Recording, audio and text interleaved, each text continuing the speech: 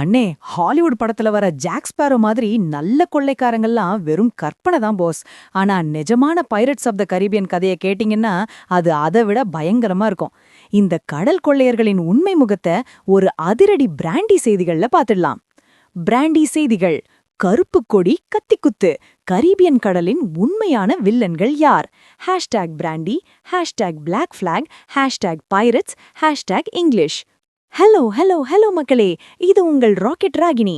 என்ன பாஸ், புதையல் தேடி போறது, தோல்ல கிளி வச்சிருக்கிறது, இதெல்லாம் படத்துல பார்க்க நல்லா இருக்கும். ஆனா நிஜத்துல அவங்க யாரு? 300 வருஷத்துக்கு முன்னாடி கடலையே நடுங்க வச்ச அந்த கடல் கொள்ளையர்களை பத்தி இப்போ ஒரு புது ரிசர்ச் வெளியாயிருக்கு.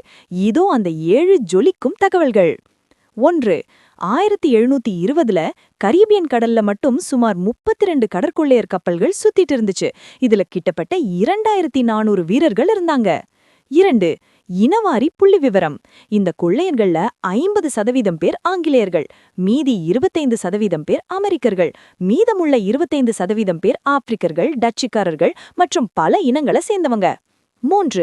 இவங்க வயசு 14லிருந்து 50 வரைக்கும் இருந்தாலும் பெரும்பாலான கொள்ளையர்கள் 20லிருந்து 30 வயசுக்குள்ள இருக்கிற வாலிப பசங்க தான் பாஸ். 4. சம்பள கணக்கு. இவங்க ஒரு சாதாரண மாலுமி வாங்குற சம்பளத்தை விட 100 முதல் 1000 மடங்கு அதிகமா கொள்ளையடிச்சு காசு பார்த்திருக்காங்க. உதாரணமா ஹென்றி ஏவரி அப்படிங்கிற கொள்ளையன் ஒரு முறை 6 லட்சம் பவுண்டுகள், அதாவது இன்னைக்கு மதிப்பு $130 மில்லியன் கொள்ளையடிச்சான். 5.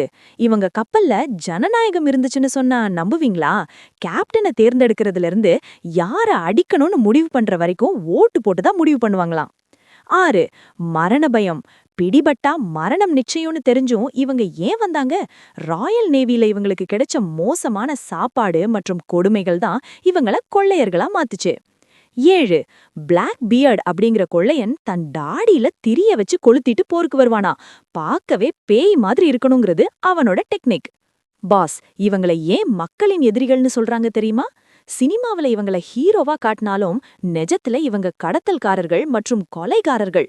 ஆனா அந்த காலத்துல இருந்த அடிமைத்தனம் மற்றும் ஜாதி இன வேறுபாடுகள் இல்லாத ஒரே இடம் கொள்ளையர் கப்பல் தான். அங்க எல்லாரும் ஒண்ணுதான். கண்ணா, புதையல மறைச்சு வைக்கிறத விட அதை எப்படி குடிக்கிறதுன்னு தான் இவங்க யோசிப்பாங்க. ஜாக் ஸ்பாரோக்கு ரம் பிடிக்கும், ஆனா நெஜ கொள்ளையர்களுக்கு ரத்தம் தான் பிடிக்கும் போல. இவங்க வாழ்க்கை merry life and a short one, அதாவது ஜாலியா இருப்போம், சீக்கிரம் சாவோம். இதுதான் அவங்க policy boss. Movies sell the dream, but history tells the scream boss. கடல் கொள்ளையர்கள் நிஜமாவே ஹீரோவா இல்ல வில்லனா? உங்களுக்கு பிடிச்ச பைரட் யாரு? கமெண்ட் பண்ணுங்க. உலக வரலாற்றின் சுவாரஸ்யமான செய்திகளுக்கு தொடர்ந்து இணைந்திருங்கள். ஸ்டே டியூன் டு பிராண்டி செய்திகள். Stay tuned. உண்மையை லவுடா சொல்வோம், குயிக்கா சொல்வோம். This is Rocket Ragini signing off. Keep watching. Bye bye. ஒரு விசில் போடுங்க பாஸ்.